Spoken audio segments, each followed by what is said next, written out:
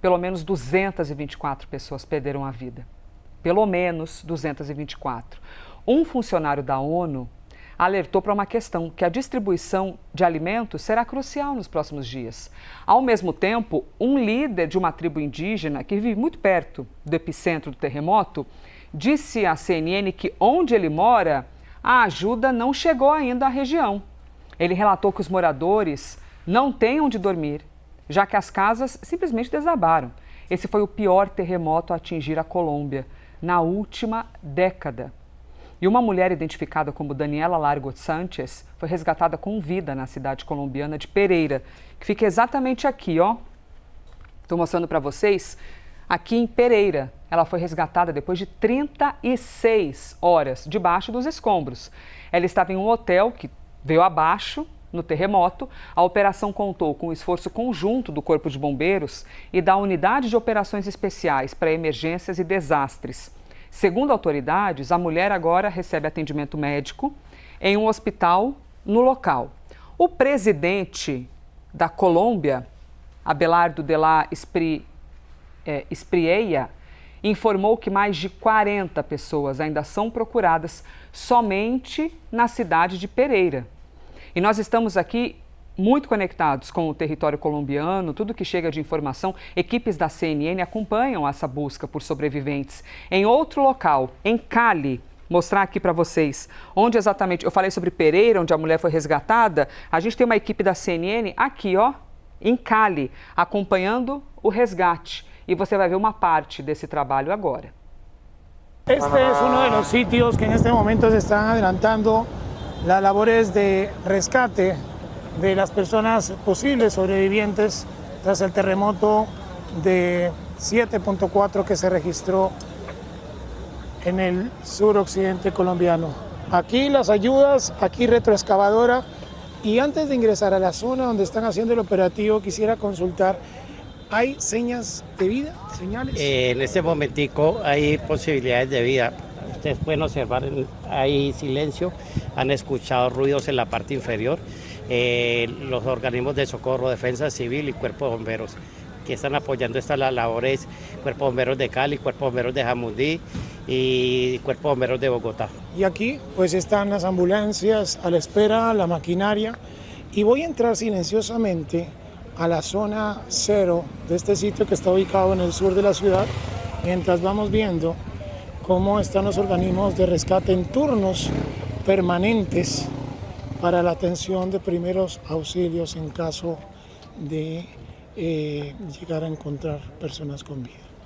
Voy a bajarle mi voz y les voy a dejar para que miren el operativo del silencio que se está haciendo en este sitio.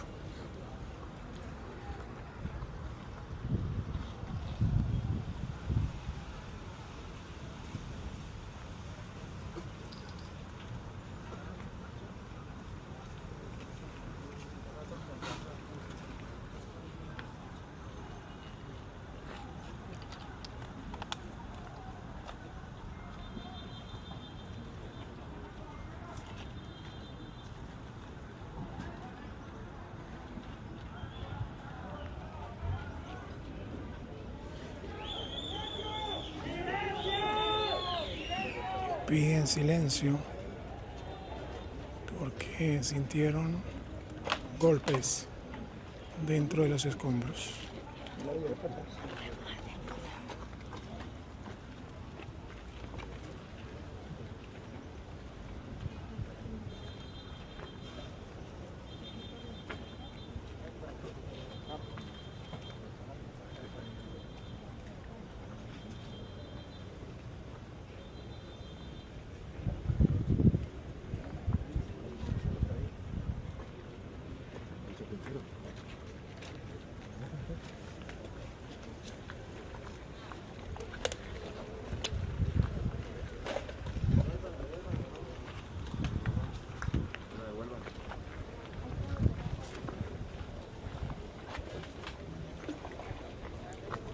¿Para qué es la cuerda?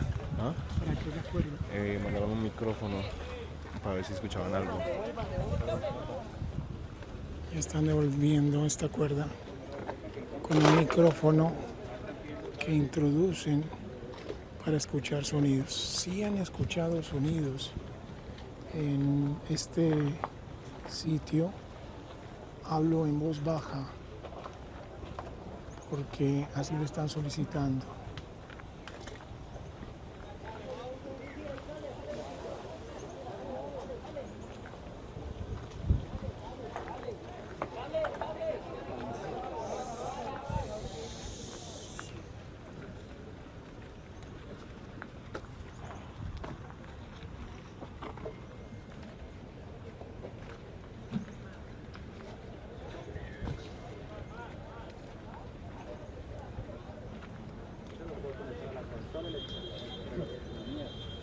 ¿Puede escuchar luego? Un radio. ¿Un radio? Radio prendido. ¿Para que lo escuche?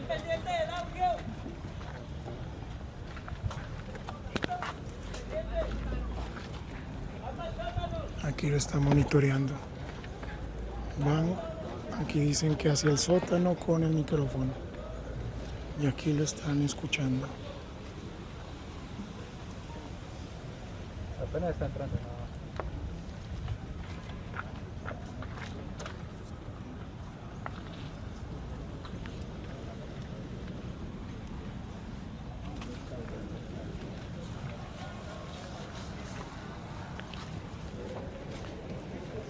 Como ven, así van estos operativos. Día y noche es el mismo circuito.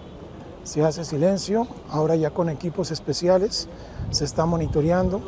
Por fortuna han escuchado sonidos, algunos gemidos, nos han dicho, y algunos golpes.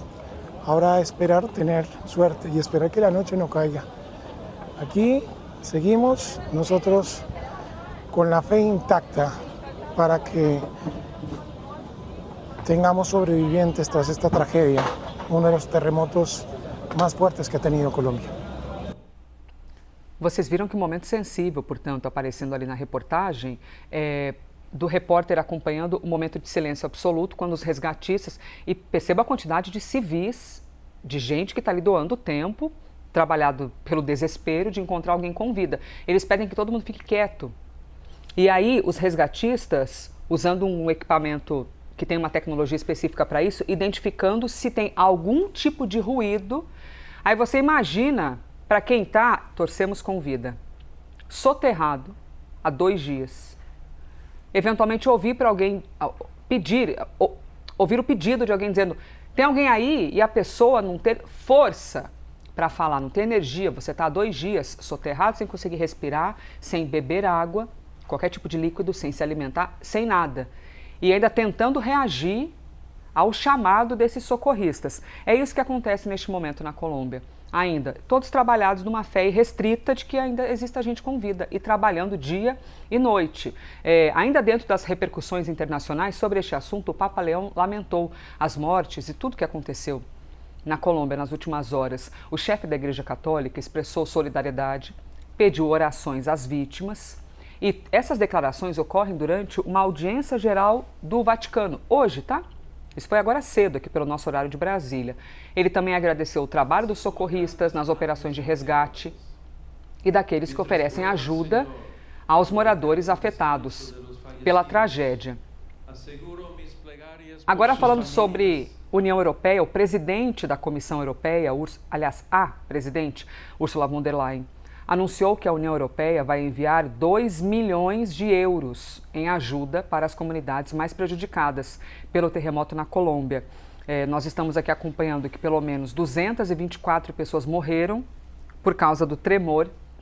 Ursula von der Leyen informou que o bloco vai apoiar a Colômbia sempre que possível e ela também afirmou que o coração da Europa está com o povo colombiano, que o serviço de satélite europeu foi mobilizado para auxiliar também nas operações de resgate. E aí são tantas imagens, tem aqui na CNN em espanhol uma imagem de veterinários. Na hora dos tremores, isso aqui é o Instagram da CNN em espanhol. Não sei nem se a gente consegue mostrar aqui no telão, ou daqui a pouquinho a gente mostra de outra maneira para vocês.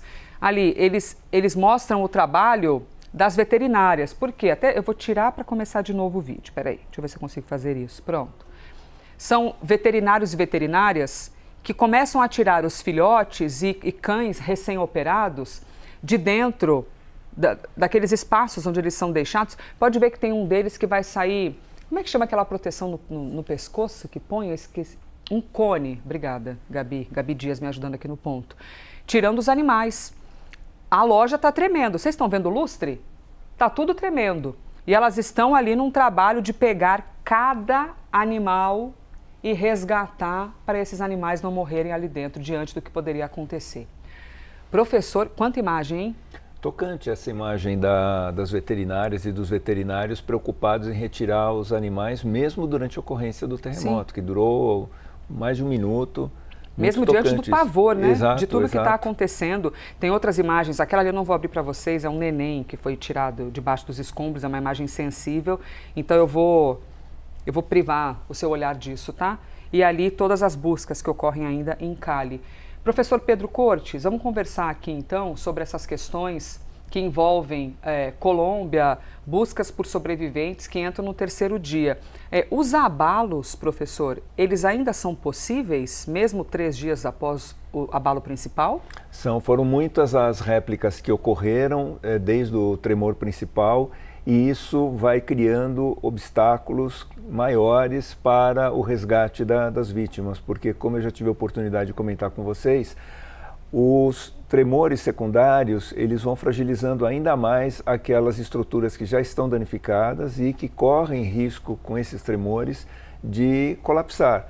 Então, infelizmente, novas vítimas poderão se verificar, e aquelas que estão já imobilizadas ali nos escombros, detritos, poderão ter o seu resgate ainda prejudicado exatamente por conta desses tremores secundários que vão danificando mais as estruturas, danificando mais a infraestrutura já bastante fragilizada nas cidades afetadas. Então, infelizmente, esse desastre ainda pode se tornar pior do que o verificado hoje.